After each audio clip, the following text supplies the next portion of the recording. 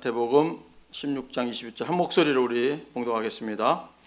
이때로부터 예수 그리스도께서 자기가 예루살렘에 올라가 장로들과 대제사장들과 서기관들에게 많은 고난을 받고 죽임을 당하고 제3일에 살아나야 할 것을 제자들에게 비로소 나타내시니. 아멘. 할렐루야. 오늘 우리 예수 그리스도께서 고난 받으시고 이제 십자가에 달려 죽으신 날입니다. 그래서 오늘 말씀의 제목을 그리스도의 고난과 죽음 이렇게 정해봤습니다. 어떤 그 인물의 업적을 기릴 때는 그 사람이 살아 있을 동안에 행했거나 성취한 일들을 우리가 떠올리기가 쉽습니다. 특별히 그 인물이 성취한 것들 가운데서 가장 의미가 깊거나 탁월했던 일을 생각합니다. 그런 의미에서 우리 예수님의 생애와 사역을 소개하고 있는 이 복음서는 예수님의 생애 마지막에 당하셨던 비참한 이 고난과 죽음을 소개하는 데 집중하고 있습니다. 그리고 예수님의 그 생애 가운데 마지막 이 한 주간의 이야기를 소개하는데 가장 많은 분량을 할애하고 있다는 것도 우리가 알 수가 있습니다. 왜 이렇게 하나님의 그 아들 예수 그리스도께서 이 고난 당하시고 죽음에 대해서 그렇게 성경은 강조를 하고 있을까요? 우리 누구나 다 알 수가 있죠. 매년 종려 주일과 이 고난 주간을 봐도 알 수 있습니다. 종려 주일은 어떻습니까? 부활절이 이제 내일 모레이지 않았습니까? 이 부활절 바로 전주일이 종려 주일로 우리가 지킵니다. 이것은 왜 그러냐 그러면 예수님께서 이제 나귀를 타시고 예루살렘에 입성하실 때 옆에 많은 군정들이 서서 예수님을 환영합니다. 그럴 때 손에 붙잡고 그 종려나무를 손에 들고 호산나 호산나 하면서 예수 그리스도의 예루살렘 입성을 환영하면서 행했던 그런 날이기 때문에 이름이 종려주일이다 이렇게 붙여진 것입니다. 하지만 그렇게 군중의 열렬한 환영을 받으면서 예루살렘에 입성하셨던 예수님은 며칠 지나지 않아 십자가에 달려 비참하게 죽으셔야 했던 그러한 모습이었습니다. 그래서 종려주일 그 다음 날부터는 고난주일이 시작되죠. 그래서 지금 계속 고난주일로 해가지고 오늘 이제 고난 영어로 하면 굿 프라이데이 성금요일 날 이렇게 우리가 모여서 예배를 드립니다. 참 한 해를 보면 예수 그리스도를 참 깊이 생각하는 한 주간이 이 고난주일이 아닌가 생각이 됩니다. 우리가 예수님 탄생하신 크리스마스 때도 많은 사람들이 참 기뻐하고 생각을 많이 하지만 특별히 참 힘들어했던 그 모습을 우리가 더욱더 많이 기억하지 않겠습니까? 우리 인생들도 어려웠던 순간들이 항상 늘 가슴속에 남고 그렇습니다. 그래서 이 기독교는 왜 이렇게 예수 그리스도의 고난과 죽음을 이처럼 강조할까요? 왜 복음서에는 예수님의 순환과 죽음을 그토록 비중 있게 다루고 있을까요? 이 예수님이 받은 고난에는 중요한 의미를 가지고 있기 때문에 그렇습니다. 과연 어떤 의미가 있을까요? 오늘 이 예수님 자신에게는 어떤 의미가 있고 또 우리에게는 또 어떤 의미가 있는지 오늘 본문을 통해서 그 답을 한번 찾아보도록 하겠습니다. 먼저 예수님의 고난과 죽음은 자신에게 어떤 의미가 있는 것일까요? 첫 번째로 그리스도의 고난과 죽음은 뭐냐면 그리스도는 주는 그리스도시라는 것을 계시하는 것입니다. 살아계신 하나님의 아들이라는 것을 증명해주는 일이 바로 그리스도의 고난과 죽음입니다. 본문은 예수님께서 제자들에게 처음으로 자신의 고난과 죽음에 대해서 예고하신 말씀입니다. 그래서 예수님의 이 말씀에는 배경이 있습니다. 어떤 배경이 있냐면 이 바로 베드로의 신앙 고백과 연관이 되어 있습니다. 이 예수님께서 가이사라 빌립보 지방에 이르러서 제자들에게 이렇게 묻습니다. 사람들이 인자를 누구라고 하느냐 이렇게 질문을 하면서 제자들에게도 질문을 하지요. 뭐라고 합니까? 너희는 나를 누구라고 하느냐라고 물으셨습니다. 그러니까 베드로는 이렇게 대답하죠. 주는 그리스도시요 살아계신 하나님의 아들이시니이다 라고 고백을 합니다. 이 그리스도라는 단어를 보면 헬라어로 이제 그리스도 이렇게 하죠. 그럼 이제 히브리어로는 뭐라 그러냐면 메시아가 이제 같은 의미를 가지고 있는 말입니다. 그러니까 이 둘 다 그리스도, 메시아 이런 말은 기름 부음을 받은 자라는 뜻을 가지고 있습니다. 그래서 이스라엘의 제사장이나 왕과 같이 기름 부음을 받은 사람을 가리킬 때 사용하는 말이 그리스도, 메시아 이런 말을 사용하는 단어입니다. 그러니까 다른 말로 말하면 하나님에 의해서 선택되고 하나님을 섬기기 위해서 구별되었던 사람들을 우리가 가리키는 말입니다. 그런데 시간이 흐르면서 이 그리스도라는 단어가, 메시아라는 단어가 특별한 의미를 지니게 되는 것을 우리가 보게 됩니다. 하나님이 자기 백성을 구원하기 위해서 장차 보낼 구원자를 뜻하게 된 것입니다. 특별히 바벨론, 이런 페르시아, 그리스, 로마와 같은 이런 강대국의 그 억압과 지배를 받던 유대인들에게는 메시아는 누구였냐면 하나님의 백성을 적으로부터 구해내고 의로운 나라를 세우기 위해 하나님의 능력을 부어받은 이상적인 왕을 뜻하는 말이기도 했습니다. 그래서 예수님 당시에 메시아라는 명칭은 상당히 정치적이고 국가적인 성격을 띠게 되었습니다. 그래서 이스라엘 백성들은 조국을 로마 제국의 압제에서 해방시켜주고 과거 다윗 왕 시대처럼 정치, 경제, 군사적으로 부강한 나라를 다시 세워줄 메시아를 기대하게 되었던 것입니다. 그래서 선지자들이 예언해온 그 메시아가 맞음에도 불구하고 예수님은 자기 자신에게 이 용어를 전혀 사용하지 않았습니다. 또한 제자들에게도 자기가 그리스도인 것을 아무에게도 이르지 말라고 경계를 하셨지요. 그래서 예수님께서 고난과 죽음을 당하시는 것은 자신이 그리스도라는 것을 입증해 주는 사건이 되는 것입니다. 자, 그리고 두 번째로는 그리스도께서 이 고난과 죽음은 필수적이었다는 사실입니다.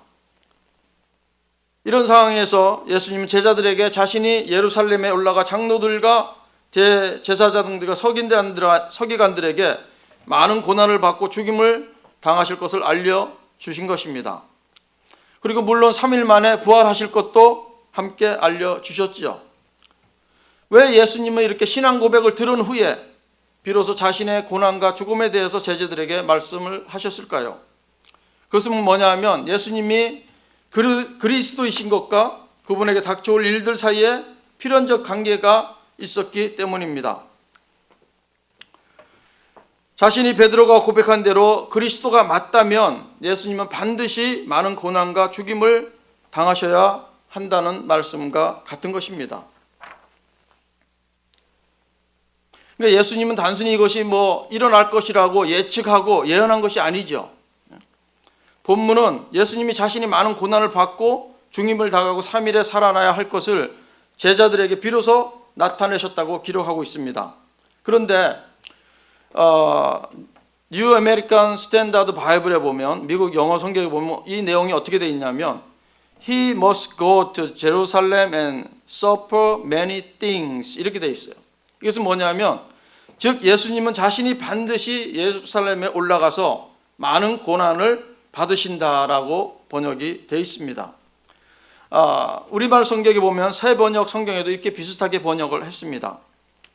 그때부터 예수께서는 자기가 반드시 예루살렘에 올라가야 하며 장로들과 대제사장들과 율법학자들에게 많은 고난을 받고 죽임을 당해야 하며 사흘째 되는 날에 살아나야 한다는 것을 제자들에게 밝히기 시작하셨다. 이렇게 됐습니다.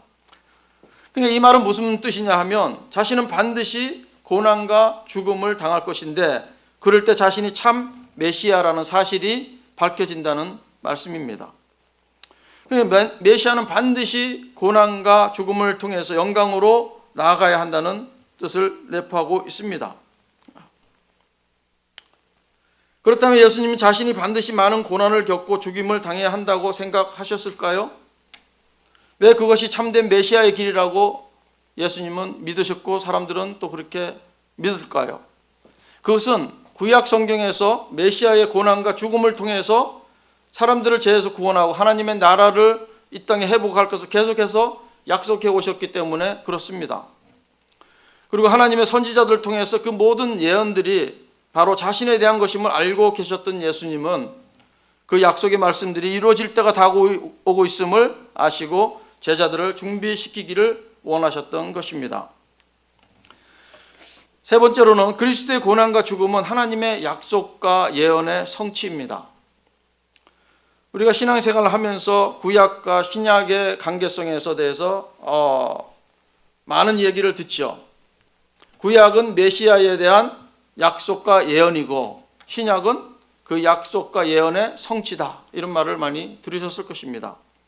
그러니까 구약이 죄인들의 구원자로 오실 예수 그리스도에 대한 예언과 약속의 내용이라면 신약은 죄인들의 구원자요 오신 예수 그리스도에 대한 성취의 내용이라는 뜻입니다. 실제로 구약 성경에서 장차 온 인류를 구원하러 오실 메시아에 대한 약속과 예언의 말씀이 많이 나오고 있죠. 학자들에 따르면 구약 성경에는 한 450개의 메시아 예언이 기록되어 있다고 합니다. 뿐만 아니라 메시아에 대한 예표들도 많이 등장하고 있습니다. 예표란 뭐냐면 예언의 성격을 가진 표상, 이미지, 모형이라는 뜻으로서 구약에 나오는 인물과 사건 가운데 앞으로 성취될 메시아 사건에 대한 의미를 담은 것으로 이해할 수 있습니다. 이렇게 볼 때 구약 성경은 그야말로 하나님이 보내실 메시아에 대한 예언과 예표로 가득 차 있다고 말할 수가 있습니다. 이런 메시아의 많은 예언 중에서 그리스도께서 고난받으시고 죽어야 된다는 내용도 상당한 부분을 차지하고 있죠. 특별히 이러한 내용이 많이 나온 부분이 어디 있습니까? 이사야서에서 많이 나오고 있죠. 특별히 53장은 그리스도의 십자가 고난을 가장 극적으로 묘사해주고 있습니다. 그런데 이 이사야 50장 바로 앞부분 52장 마지막 부분부터 그것이 연결이 됩니다. 이사야 52장 13절과 14절에는 이렇게 나옵니다. 보라, 내 종이 형통하리니 받들어 높여 들려서 지극히 존귀하게 되리라. 전에는 그의 모양이 타인보다 상하였고 그의 모습이 사람들보다 상하였으므로 많은 사람이 그에 대하여 놀랐거니와 라고 말씀을 하고 있습니다. 그래서 이것은 뭐냐면 장차 메시아로 이 땅에 오실 여호와의 종이 고난을 당하신 후에 영광스럽게 되실 것을 의미하고 있는 것이죠. 그래서 이어서 이사야 53장 3절에서 6절의 내용을 한번 보십시다. 뭐라고 나오나? 이사야에서 한번 53장을 보십시다.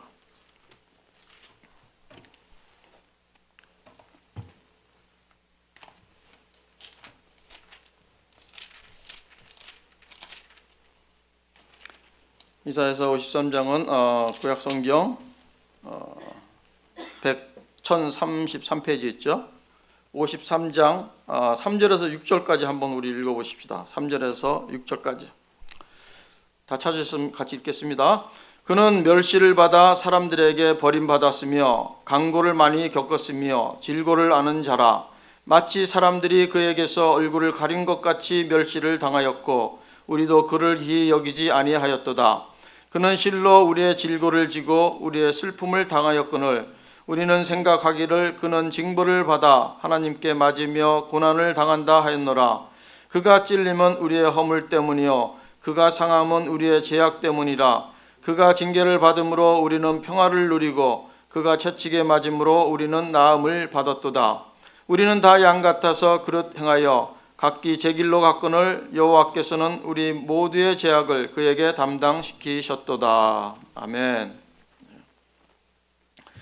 이어서 7절에서 9절 내용에도 여호와의 종이 당할 고난을 생생하게 묘사해 주고 있습니다. 10절과 11절에서도 여호와의 종이 그토록 고난을 당하셔야 했는지 다시 또 설명을 해주고 있습니다. 7절부터 한번 다시 읽어볼까요? 우리 7절부터 11절까지 한번 다시 또 더 읽어보십시다. 그가 곤욕을 당하여 괴로울 때에도 그의 입을 열지 않으였으며 마치 도숙장으로 끌려가는 어린 양과 털 깎는 자 앞에서 잠잠한 양같이 그의 입을 열지 아니하였도다. 그는 곤욕과 신문을 당하고 끌려갔으나 그 세대 중에 누가 생각하기를 그가 살아있는 자들의 땅에서 끊어짐은 마땅히 형벌받을 내 백성의 허물 때문이라 하였으리요. 그는 강포를 행하지 아니하였고 그의 입에 거짓이 없었으나 그의 모둠이 악인들과 함께 있었으며 그가 죽은 후에 부자와 함께 있었도다. 여호와께서 그에게 상음을 받게 하시기를 원하사 질고를 당하게 하셨은즉 그의 영혼을 속건 제물로 드리기에 이르면 그가 씨를 보게 되며 그의 날은 길 것이요 또 그의 손으로 여호와께서 기뻐하시는 뜻을 성취하리로다. 그가 자기 영혼에 수고한 것을 보고 만족하게 여길 것이라. 나의 의로운 종이 자기 지식으로 많은 사람을 의롭게 하며 또 그들의 죄악을 친히 담당하리로다. 아멘. 이사야 선지자는 죄인들을 구원할 메시아가 정치적인 군왕의 모습이 아니라 죄인들을 위해 대신 고난받고 죽는 종으로 묘사하고 있습니다. 이사야 외에도 그리스도께서 고난과 죽음을 내다보며 예언한 사람들이 많이 있습니다. 이 이사야보다 오래전 먼저 있었던 다윗이 있죠. 이 다윗도 성령의 감동을 받아서 메시아의 고난을 예언하는 시를 썼습니다. 어디에 나오냐면 시편 22편에 나옵니다. 시편 22편 우리가 잘 알고 있는 내용이죠. 신기하게도 1절에서 다윗은 예수님이 십자가에서 하신 7말씀 가운데 하나를 예언합니다. 우리가 지난주 설교 제목이 가상 7원 중 제4원이었잖아요.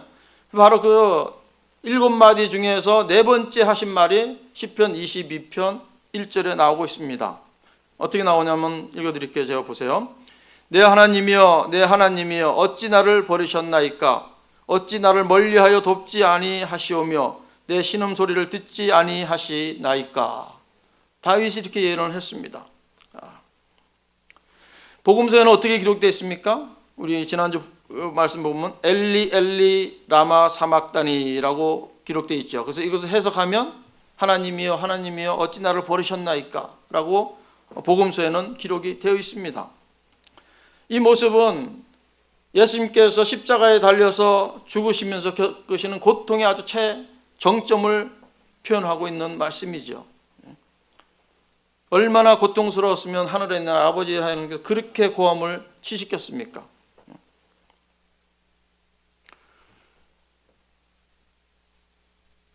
우리 정보문 집사님도 병원에 있을 때 그 고함 치는 소리를 제가 한번 들었어요. 막 아프다고. 수술하고 나서 못 움직이는데 그 간호원들이 막 들어서 움직이는 거예요. 그러니까 이 호수가 막 옆에 많이 꽂혀 있고 막 수십 개가 꽂혀 있었잖아요. 그러니까 이게 움직이면서 얼마나 막 소리를 지르시더라고요. 기억나십니까? 기억 안 나시죠? 모르실 거예요. 예. 이 영원전부터 하나님과 가장 친밀했던 이 예수님께서 아버지의 그 버림을 받는 그 순간이 십자가에서 돌아가시는 모습입니다. 그러니까 이 육체가 죽는 것도 물론 고통스러웠겠지만 그 아버지와 영적으로 단절된다는 그 분리된다는 그 고통이 더욱 큰 고통이었을 것입니다. 그래서 다윗은 22편에 계속해서 15편과 5절에서 18절에서 계속해서 예언을 해주고 있습니다. 이 놀랍게도 이 다윗의 예언은 예수님의 십자가 처형에 대한 복음서 기자들의 증거와 완전히 일치하는 내용을 써놨어요. 예수님의 손과 발은 찔림을 받았고 로마 군인들은 예수님의 겉옷을 나누며 속옷을 제비 뽑았습니다. 그리고 모든 물과 피를 흘리신 예수님의 몸은 뼈를 셀 수 있을 정도로 야위하셨습니다. 오래전 다윗의 예언은 그대로 성취되었음을 우리가 볼 수가 있습니다. 이처럼 구약 성경은 장차 오실 이 메시아의 그 고난과 죽음에 대해서 잘 묘사해주고 있습니다. 그것뿐만 아니라 우리 예수님께서 메시아가 그 고난과 죽음을 통해서 사람들에게 제사함과 치유와 해방을 가져다 줄 것을 또 예언해 주고 있습니다. 예수님께서 죽으심으로 인해서 제사함을 받았습니까? 치유함을 받기도 축복합니다. 참 우리 육신도 치유해 주기 위해서 하나님께서 돌아가셨다고 그랬어요. 예수님께서 돌아가셨다고 그랬습니다. 오늘 우리 끝나고 기도할 때 자신들의 아픈 부분들을 위해서 우리 돌아가신 십자가에 매달리신 그 주님을 바라보시면서 간곡하게 간절하게 한번 기도해 보시기를 원합니다. 오늘 그래서 주님의 역사가 일어나기를 소망합니다. 예수님은 이 마태복음 오늘 본문 16장 21절에서 뿐만 아니라 여러 차례 자신의 고난과 죽음에 대해서 말씀을 해 주셨습니다. 마태복음 17장에도 나오고 20장에도 나오고 26장에도 계속해서 나옵니다. 그래서 이 예수님께서는 제자들과 함께 하신 그 최후의 만찬, 석상에서 다가올 십자가의 죽음의 의미를 설명해 주셨지요. 한마디로 제사함을 속한 속죄의 제사와 새 언약을 위한 제사가 되리라는 말씀이었습니다. 예수님께서 당하신 고난은 우발적인 사건이 아닙니다. 예상하지 못했던 일이 갑자기 밀어닥친 게 아니었지요. 이스라엘의 그 정치적 군왕이 되리라는 기대를 품고 예루살렘에 입성하신 것도 아니었습니다. 누가복음 9장 51절에 보시면 예수님께서 승천하실 기약이 차감해 예루살렘을 향하여 올라가기로 굳게 결심하시고 이제 십자가에 매달 것을 예수님께서는 아셨어요.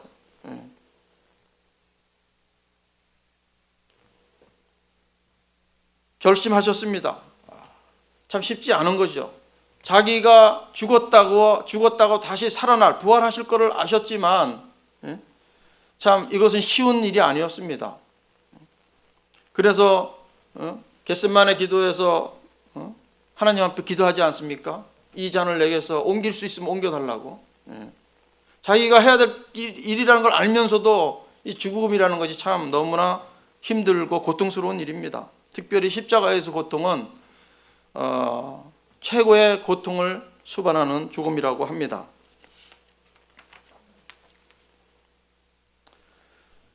그래서 예수님께서는 아버지 뜻에 온전히 순종하기 위해서 십자가에서 돌아가셨습니다. 그것은 결코 우연한 일이 아니었습니다.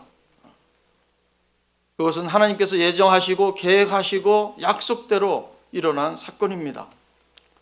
결론적으로 보면 예수님의 고난과 죽음 그리고 부활은 그분이 구약 성경에서 약속해 오신 대로 그대로 예수님께서 메시아라는 것을 입증해 주신 사건입니다.